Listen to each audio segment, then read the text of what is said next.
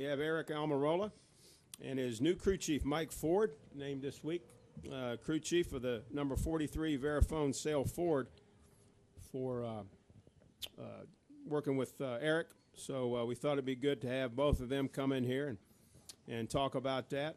First of all, Aric, talk about your new crew chief that was that you got here this week. Yeah, I'm excited to add Mike Ford to our race team. It's going to be really good for me to have Mike's experience come on board, and he's got a whole new, fresh set of ideas, and he's got a lot of experience that's going to help me. I know I've run quite a few cup races, but I'm still relatively new at this. I've never done this. This is my first full-time season, so to have the experience of Mike come on board and his leadership and stuff is going to be really, really good, not only just for the 43 team, but for Richard Petty Motorsports as a whole. So I think what Mike brings to the table is going to be really great for our race team, and looking forward to getting going with him this weekend. Mike Ford, congratulations on being named crew chief of the 43. Talk about that. It's kind of a strange deal, but if you look back at my history, it's a lot of time at Yates and Evernham, and it's kind of a combination of both of those places. So, majority of the people there I know, get along real well with. Been around Aric a little bit in the past. I know he's a really good race car driver. I've seen that personally. Not only that, he's a good guy. So, looking forward to it. I've got long relationships with a lot of guys there at the shop, including working side by side with Todd. And looking forward to trying to make a difference there. Very good. We'll take questions. We'll start. I think Mike Embridge, you have a question, and then we'll go to Jenna, and come over here to Dick. Go ahead. Mike Embridge, Speed.com. Mike, welcome back. Thank you. We often hear when these kind of changes are made that it'll take a while for your cars to get online and the kind of preparations and so forth that you want to see get into the stream, as it were. You think that's the case, or can you have a sort of an immediate impact? Kind of what I'm looking at is here at Talladega, I'm kind of just fitting in, this week with what was there. All the stuff ran really good at Daytona, so not really that focused on Daytona. But I think the first things that need to work on, rather than the equipment, are the procedures. Making sure that we execute without mistakes. And build confidence in Aric and confidence in the team before you can look at moving forward. So this is going to be, we don't have a lot of time to start moving it back forward, but we need to make sure that we're executing properly rather than the cars. We know we've got the same equipment as the Roush guys, the same resources, and we see those guys running good each week. So not coming in to rebuild the organization at day one, looking to just share some experience and then slow grow it. And here in a couple of weeks, come next week, Darlington is a big deal. We've got some information to fall back on. Hopefully we can get some top 20s, top 15s. That they've been pretty erratic. So looking to just smooth things out a little bit and then progress the next 5 or 6 weeks.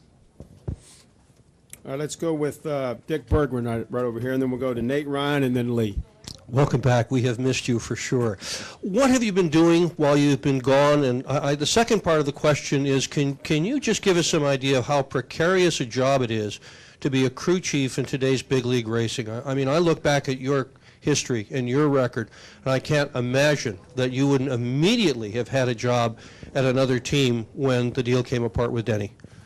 That was pretty bothersome for me, because there were a lot of shifts, and the timing of that was not good, and that's why you haven't seen me for a little bit, because there wasn't anything at that point.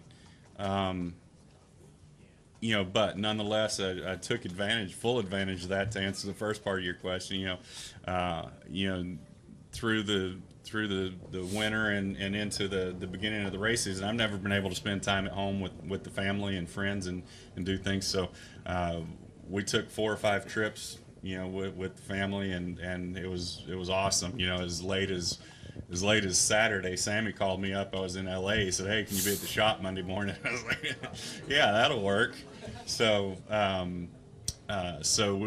we've just been having a good time traveling, spending time with the family. Actually been working in the garage a lot. I've actually got grease under my fingernails. I actually can still work on cars. So just been having fun. Nonetheless, but the difficult part coming in mainstream, this is so technical. 10 years ago, making a change mid-season wouldn't be that big of a deal, but there's so many reasons for evolving to where you are in this sport that I'm the guy that's on the steep learning curve, even though I've got the experience behind me and I've got a good record behind me.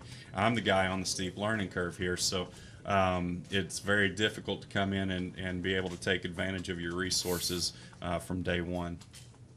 Let's go over here to Jenna, and then we'll go to Nate Ryan. Jenna Fryer, AP, I got a question for both of you. Mike, were you itching to get back to the point that you took the first call, or could you have stayed out longer? Is there something about this job that made it right for you?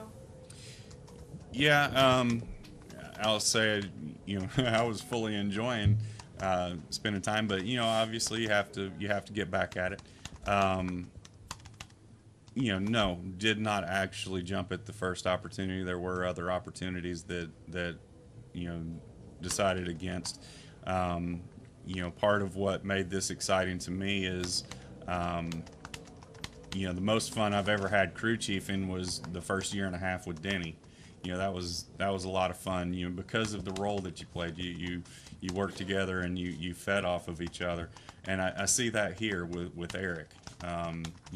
Hopefully I can be some experience for him and a leader.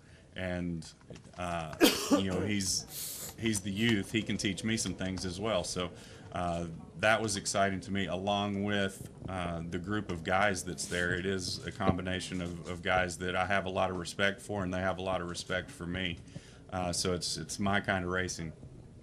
And then Aric, your whole deal came together so late. Yeah. So it's not like you had a ton of time there, and then not after 9 races, the change was decided to be made. What didn't work, and why just that short period of time was it so apparent that a change needed to be made? Yeah. Well, first of all, I'd like to, I'm not here to bash Greg, because Greg was a great guy and a great crew chief, and he's won races and he'll continue to win races. But for me, just to have a fresh start, Greg had come from next door at Roush, and he was pretty involved in what they had going on over there. And so to bring Mike in and to have, he's worked he's had success with Dale Jarrett and Bill Elliott before Denny Hamlin, and then to go and work with Denny in the last few years and have as much success as he had there, and to really play, like he just talked about, that mentor role with Denny. That's really something that I'm looking forward to with Mike, is to have somebody that can talk to me on the radio and kind of teach me along the way and mentor me and tell me what he wants and what he wants to do and make decisions, stuff like that. So from the leadership standpoint, I think Mike is going to be a huge asset, and I think I'm looking forward to that. I'm looking forward to being the guy that just gets to drive the race car and let Mike tell me what to do. Let's go to Nate, and then we'll go to Lee, and then Claire. Nate Ryan, USA Today. For Mike, I guess you can't even really call it a trend anymore because it's become so prevalent, but if you're a crew chief in NASCAR nowadays, it seems like you need an engineering degree. That's become like the way everybody goes. Did you find, is there less of a market, even despite all your experience and despite you've got a winning track record? Is it harder to get back into the market now if you don't kind of have that, as you said, that cutting edge like ability that you're on top of everything that's going on out here all the time? I think there's that thought can go really deep, but the reason it's hard for a crew chief to move these days is because it is so difficult. Each organization has a history behind it of why they're where they're at, and that is so difficult to learn that it's easier to promote from within than it is to go outside. I don't think it follows the engineering degree by any means, because the crew chief role, quite frankly, is a decision maker and not a trendsetter. you make sure you got the right guys around you, and you hone your skills on making decisions. So the role of crew chief doesn't require an engineering degree. It requires somebody that can lead and make decisions, but have a good understanding of why you're making change. So I think the bigger part to that is the history inside each race shop is what makes it difficult to change organizations.